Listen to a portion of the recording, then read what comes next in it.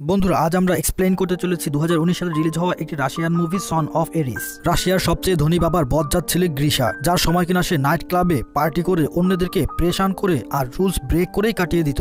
গ্রিশা এতটাই ধনী যে সে তার নিজের সামনে অন্যদেরকে কোনো কিছু মনে করতো না। এক রাতে গ্রিশা একটা মেয়েকে প্রেশান করে রাস্তার উপর দিয়ে বেপরোয়াভাবে গাড়ি চালাচ্ছিল, আর তখন ট্রাফিক পুলিশ তার গাড়ি আটকায়। সে তখন ট্রাফিক পুলিশের মুখের উপরে নোট ছুড়ে মারে, যেমনটা সে সবসময় করে থাকে। কিন্তু পুলিশ অফিসার ঘুষ খায় না আর তার গাড়ি আটকানোর চেষ্টা করে, কিন্তু সে ওই ট্রাফিক পুলিশের উপর দিয়ে গাড়ি চালিয়ে দেয় আর থাকে, কেননা অন্যদের নিয়ে তার কোনো কিছুই যায় আসে না। পুলিশ গ্রিশাকে জেলে বন্দি করে, আর তার বাবা যে কিনা গ্রিশাকে নিয়ে খুবই পরেশান ছিল, জেলে আসে তার এক পুলিশ অফিসার বন্ধুর সাথে দেখা করে। তার বন্ধু বলে যে তোমার ছেলে খুবই বিগড়ে গিয়েছে, সে মাঝরাতে একজন ট্রাফিক পুলিশ অফিসারকে নিয়ে রাস্তার উপরে গাড়ি চালিয়ে দিয়েছে, ওকে সামলাও, তা না হলে ও খুবই বিগড়ে যাবে। তখন গ্রিশার বাবা গ্রিশাকে টেনে বাইরে নিয়ে আসে এবং বকা দিতে থাকে, কিন্তু গ্রিশা ওর বাবার সামনেই সিগারেট জ্বালায়, আর সে মনে মনে এটা চিন্তা করতে থাকে যে সে তার বাবার একমাত্র ছেলে, তাই তার বাবা তাকে বকা দেওয়া ছাড়া আর কিছুই করতে পারবে না। গ্রিশার বাবা সেখান থেকে চলে যায় আর নিজের ছেলেকে শুধরানোর জন্য তার একটি মেয়ে বন্ধু অ্যানাস্তেসিয়ার কাছে যায়, যে কিনা ছিল একজন টিভি প্রডিউসার। অ্যানাস্তেসিয়া গ্রিশার বাবাকে নিয়ে তার নিজের একজন বন্ধু লিমের বাসায় যায়, যে কিনা ছিল হরর ফিল্ম এবং সেট ডিজাইন নিয়ে এক্সপার্ট। যখন অ্যানাস্তেসিয়া এবং গ্রিশার বাবা লিমের বাসায় পৌঁছায়, তখন দেখতে পায় যে লিম গলায় ফাঁসি লাগিয়ে একটি রশির সাথে ঝুলে রয়েছে,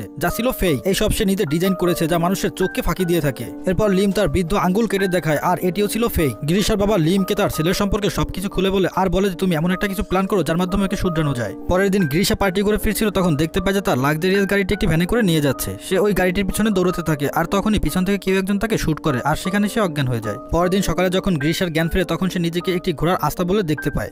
তখন একটা লোক এসে গ্রিশাকে ধরে বাইরে নিয়ে যায় আর ওকে লাথি মারতে থাকে, আর বলে যে গত রাতে আমি তোমাকে ঘোড়া তৈরি করে রাখতে বলেছিলাম, তা রাখুনি কেন? তখন গ্রিশা বলে যে গতকাল রাতে আমি তো তোমাকে জীবনে প্রথমবার দেখছি। এমন সময় ওই গ্রামের জমিদার ডিমিত্রি সেখানে আসে আর তার ছেলে এলিকজিকে চাবুক মারতে বলে। এলিকজি চাবুকটি এভরির কাছে দিয়ে দেয়। এভরি চাবুক দিয়ে গ্রিশাকে অনেক মারে, আর তখন জমিদার বলে যে আমার চা শেষ হবার আগেই আমি আমার ঘোড়া প্রস্তুত দেখতে চাই। গ্রিশা একদমই বুঝতে পারছিল না যে তার সাথে কি হচ্ছে। তখন আরটিএম গ্রিশাকে আস্তাবলের ভিতরে নিয়ে যায়। তখন গ্রিশা বলে যে আমার একটা কল করতে হবে, আমি যদি এই সবকিছু আমার বাবাকে বলে দিই তাহলে আমার বাবা সবার 12টা বাজিয়ে দিবে। আরটিএম বলে যে এই কল আবার কি, আমি তো এই সম্পর্কে কিছু জানি না, চুপচাপ ঘোড়া তৈরি করো, তা না হলে তোমাকে আরো চাবুক খেতে হবে। গ্রিশার কোনো কিছু বুঝে আসছিল না, আর তাই সে সেখান থেকে পালানোর চেষ্টা করে আর বলে যে পুলিশকে কল করো। তখন গ্রিশা দেখতে পায় যে 18 শতকের সকল কৃষকরা এখানে রয়েছে। তখন সে মনে করে যে সে ভুল করে রাশিয়ার কোনো একটি গ্রামে চলে এসেছে, তাই সে এই গ্রাম থেকে পালানোর চেষ্টা করছিল। তবে পালাতে পালাতে সে অন্যদের কাছে ধরা পড়ে যায়।